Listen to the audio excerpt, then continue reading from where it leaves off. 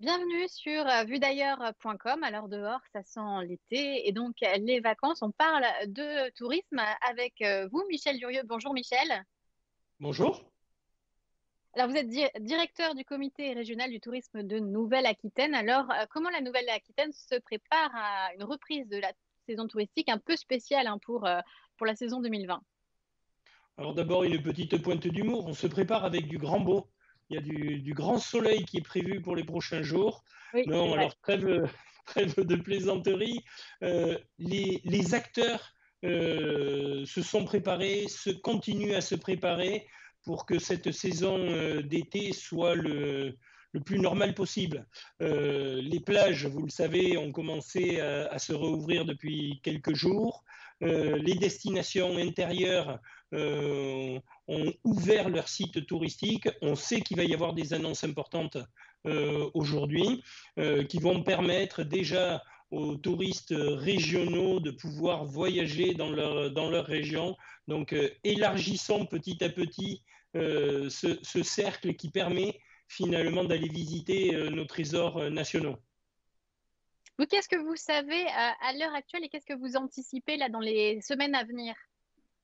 Déjà, on anticipe la réouverture des bars, des restaurants et des campings dans les zones vertes, ce qui est déjà une très grande nouvelle parce que on a besoin en termes de consommation et de services aux touristes d'avoir nos bars et nos restaurants.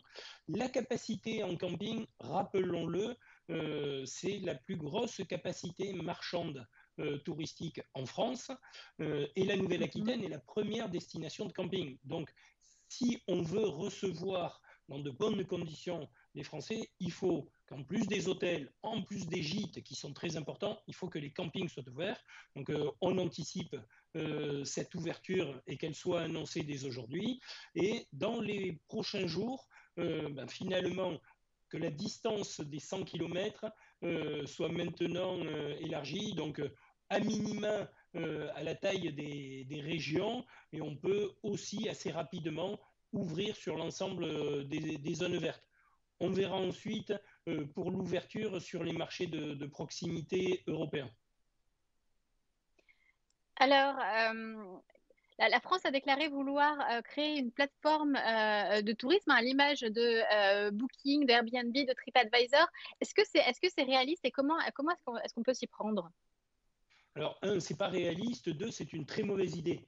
Globalement, Pourquoi? on a déjà 15 ans de retard. Ça veut dire que ça a déjà été essayé. La France l'a essayé plusieurs fois. L'État a investi beaucoup, des groupes privés ont investi beaucoup. Ce n'est plus technologiquement une difficulté. Ouvrir un site de réservation, on va dire, avec quelques millions d'euros, on est capable de le faire. Le problème derrière, c'est la capacité à investir en termes de marketing, en termes de promotion, en termes de référencement. Et là, on ne parle plus en millions, on parle en milliards. Est-ce que la France, dans les prochaines années, est prête à investir plusieurs milliards pour que cette plateforme soit utilisée? La réponse est non. Booking investit 4 milliards d'euros dans sa promotion. Expedia, seulement dans son référencement, investit 1 milliard d'euros. Donc là, on est sur des échelles d'investissement nécessaires en termes de communication. Rappelons-le, l'État investit dans son opérateur d'État à tout France une subvention de 32 millions d'euros. 32 millions d'euros, plusieurs milliards, vous voyez bien la difficulté. Donc ça, on est sur un point sur lequel la France aurait pu, il y a 15 ans, trouver ses solutions en mettant cet investissement. Ça n'a pas été fait.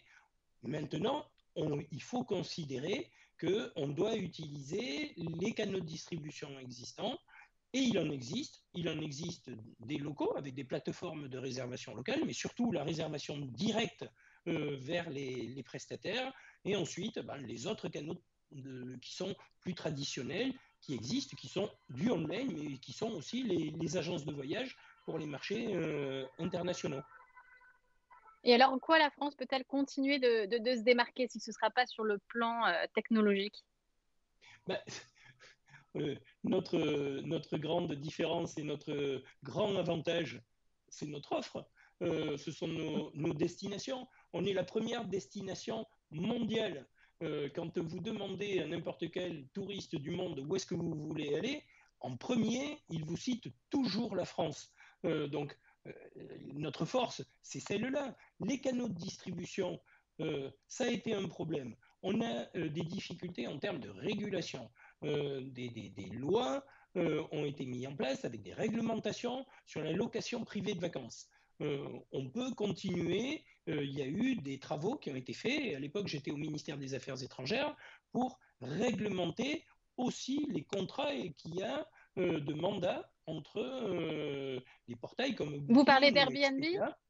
Oui. Booking et Expedia dans ce cas-là, avec les hôteliers. Il y avait des clauses abusives, on les a fait disparaître. Pour Airbnb à Britel Homeway, la location privée de vacances, il y a des obligations maintenant pour les loueurs qui sont assez strictes. Ça veut dire qu'il y a un chiffre d'affaires maximum au-delà duquel on doit avoir une activité commerciale, il y a un nombre de jours maximum, il y a des contrôles qui sont mis en place, il y a eu un paiement des taxes de séjour. Donc, globalement, sur les dernières années, on a réussi à réguler et à accompagner cette progression. Il y a certainement encore des choses à faire, mais la distribution de notre offre n'est pas un réel problème et surtout, ce n'est pas l'urgence. C'est pour ça qu'aller créer maintenant une online booking tool qui permettrait de distribuer l'offre touristique française, il nous faudrait plusieurs mois, plusieurs années pour arriver à devenir un acteur significatif. Et donc, on voit bien que ce n'est pas un outil qui répondra à la crise actuelle. Elle servirait quelques groupes, elle servirait certainement le groupe Accor, qui représente une capacité importante de l'offre française, Mais mais qui elle essaie ne aussi servirait pas. qui essaie de créer sa propre plateforme, le groupe Accor, sa propre application. Le groupe Accor le groupe Accor, il faut bien comprendre que maintenant, c'est une entreprise de service plus qu'une chaîne hôtelière, puisque 80% du parc hôtelier d'Accor, ce sont des franchisés. Le groupe Accor, maintenant, c'est un portail de réservation et un groupe qui franchise et qui offre des services. Donc le groupe Accor a sa plateforme pour distribuer ses hôtels. Il y a 3 ans, ils ont fait une tentative pour ouvrir leur plateforme aux indépendants. Ça n'a pas marché. D'abord, parce que les indépendants n'avaient pas le chiffre d'affaires qu'ils attendaient.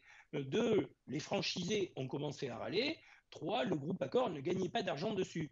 Donc, relancer maintenant une nouvelle initiative financée par l'État et financée finalement par les concitoyens, on va dire que ça serait faire perdre à l'État un argent que le privé ne souhaite plus dépenser.